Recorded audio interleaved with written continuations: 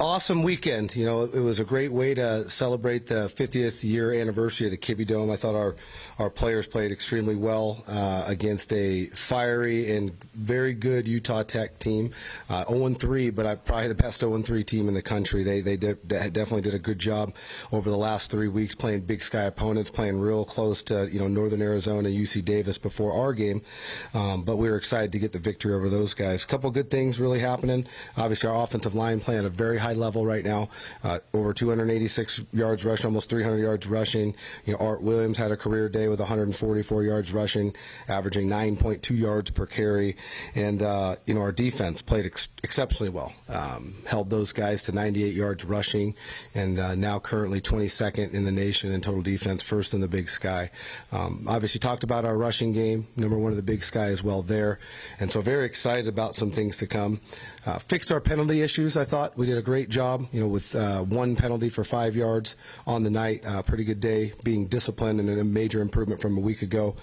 And now we move on to San Jose State. Very well-coached team. They are picked third in the Mountain West this season. They're 0-2 currently, but they were off last week. Lost a close one to Central Michigan, and then lost to Texas. But I think a lot of teams may lose to Texas this season. But very excited for the opportunity to be our first kind of true road game of the year. Getting on a plane, doing all that stuff. So we're excited for the challenge. But that's about all I got. I'll open it up to you guys for any questions.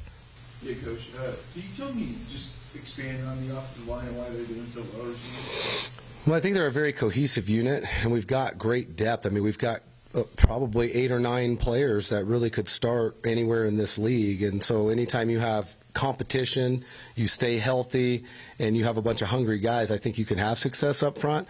It doesn't hurt that we've got some big athletic dudes as well. We kind of look across the board, 6'2" or 300 pounds or better at pretty much every spot. Our tackles, 6'8" Charlie Liam and 6'5" Keegan Henson aren't too shabby. So I think that group has really taken on the challenge of kind of being the heartbeat of the offense, and Coach Ensley's doing a heck of a job getting those guys right. So I think that group is going to continue to get better. What about some unsung heroes, like 3 or 4 guys that just don't really get noticed but are really important to this team right now? Leighton Vining is the one guy that really comes to mind. He's our center. Leighton probably had his best game as a Vandal last week. I was very impressed with the way he played. He stands out for sure as one.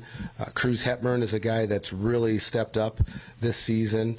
Very excited about Cruz and the way he's playing and to continue to progress. And then, probably on the defensive side of the ball, Deuce Blendman. He's really been steady Eddie, a guy that we can really count on out there on the island. And those are probably the 3 guys that really stick out to me as guys that are kind of unsung heroes right now, maybe not getting as much love as they should. After week 1, you talked about needing more from the offense. After week 2, you talked about needing more out of the defense. What, is the focus this week, coming off a game where you guys really played a really cohesive game across the board and didn't hurt yourself with the penalties? What's kind of the focus this week? Special teams. We got to get better at special teams. Had a couple of missed field goals. Anytime you have 14 play drives and come away with 0 points, that's unacceptable. I mean, we had a 68-yard run that got us to the 20. We came away with 0 points. So I think we've got some answers. Oren Forsman stepped up and hit 2 big ones, hit a 49-yarder. That probably would have been good from 60. So I know that there's still some competition there with the actual specialists. And then, our punt return teams definitely got to get better. Felt like we didn't have the cohesion we need, had a muff punt. They converted on a fake punt. So I think special teams is an area that's got to continue to improve. And obviously we got to get better on offense and defense too, but probably special teams was more glaring this week than anything else. Through 3 games this season, anything really surprise you, or maybe something you didn't see coming from this team that they've shown out on the field so far? I don't know that there's much that surprises me about this team. We kind of knew what we had in this group as far as a physical group. We were going to play good defense, be able to run the ball. I think the one surprising thing may be just the emergence of our young receivers. Ryan Jesiaro has really stepped up, and consecutive games with touchdowns. Tony Harsty, Emerson Cortez, those guys are really stepping up, and so I think that group has probably been surprising in the fact that I think they're growing up even faster than I thought they would. What's the biggest thing that you guys take away and kind of work to build on from these past 2 home games?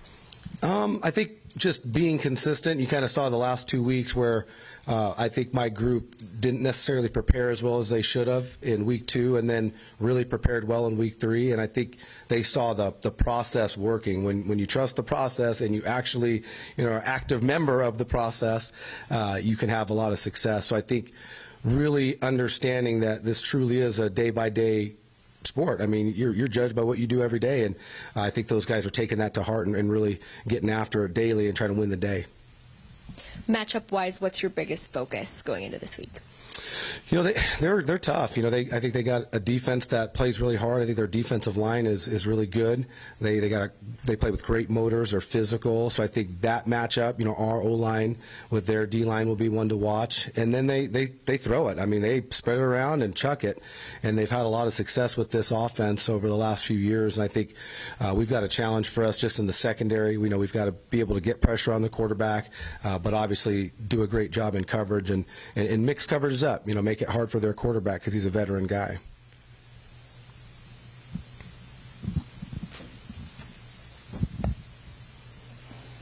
Yeah, you spoke on it a little bit. Can you go into detail about Ryan Giudiario and how he really kind of emerged through fall camp and and how he worked his way through this offense? Ryan's really smart. He understands the concepts. He doesn't just play X, Z, or W for us. Like, he can play everything. He fully understands what we're trying to do conceptually. So I think that's a major advantage for him because he's got the mental part of it down. Now, physically, he's got all the tools, and that's the thing that we were looking forward to because he didn't have a lot of experience, but he's got tools. I mean, he's 6'3", he's almost 200 pounds. He can run. He's got great hands. So I think. He's just putting it together right now. He's really figuring some things out and playing with a lot of confidence. And I think that's the difference between now what you're seeing in the fall and in games and in the spring. I didn't think he was very confident in the spring. Contested balls, he's maybe 50-50, right? Where, you don't want those 50 balls be 50-50. You want them, 80-20 at the least. And I think you're seeing that. His confidence grow. When that ball's in the air, he's going to go challenge it. And, yeah, it's fun to watch, and I think there's still a lot more he can really get better at. So the future's very bright for that cat. And then offensively going forward against San Jose State, you guys passed the ball really well 2 weeks ago, ran the ball 286 yards last week. What can we see from the offense in this game against San Jose State? I think you're going to see similar things from our offense every week. We're going to take advantage of what the defense gives us. I think there's going to be a good mix of the run game this week. I think there's some things that we can prepare for and take advantage of. And then, again, with the emergence of some of these young receivers and Joshua really starting to come into his own, I feel like we're going to have some matchups as well in the pass game. So I think there's going to be some balance this week, and that's kind of what we aim for every week. But I think this week we'll definitely see some balance. How valuable are these FBS matchups for you guys in terms of recruiting, whereas maybe a matchup in a non-conference with a fellow FCS opponent might not lend an advantage? Yeah, that's a great question. I think whenever our kids get a chance to play FBS opponents, it just gives them an opportunity to show, hey, they could have played at the FBS level. Or so some of our guys that have played at the FBS level and transferred here, they want to go win. They don't look at it as we get to play up, let's go compete. They want to go win. And I think that really plays to the advantage of us because we kind of have an underdog mentality. That's just kind of the culture of this program. But you truly are an underdog in these games when you go play an FBS school. And so it just gives our guys a true opportunity and a measuring stick. And when you play a really good opponent like FBS San Jose State, I think it's even more of a challenge. And I think the guys get up for the games even more. There's a track record now of a few years going back to when you were here last time of Idaho having success in these FBS matchups. Is there a common thread through those that has led to the success year in year out, even this year against Washington State? Yeah, I think, when Coach Eck was here, when I was here with Coach Eck, he just talked about belief, right? Understand that we have great players. It's Division I football, and even if talent isn't the same, everybody has guys that can make plays, and we just have that belief that we're going to go make plays. We don't care who we're playing. It doesn't matter who we're playing. We're going to go make plays, and I think that attitude is what's enabled us to go not only compete, but go win, right, against some of the Mountain West schools. Any more questions for Coach? Pete wasn't going to let me get out of there that easy now. Did you get a report on Cummings yet? Yeah, I don't think he'll be available.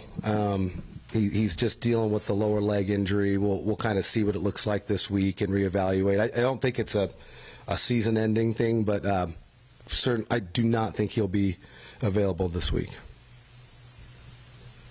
Anybody else? I don't think so. I think everyone's really healthy right now. We've been fortunate, knock on wood, to stay healthy, and we've had very few or minor injuries, so we're pretty healthy. Any chance to maybe see Michael Graves? Yes, I think so. He told me he's determined to be back, and I know it means a lot to him. He's a Bay Area kid, close enough to San Jose, and I know he'll have family and friends that'll want to come see him play, and I know he's just eager to get back out there. He's kind of have a nagging foot injury, but he's also a very, very different cat if we can have him. So I'm very, very optimistic about his return this week. Any more questions? Thanks, Coach. Boom. Thank you guys. Appreciate it. V's up.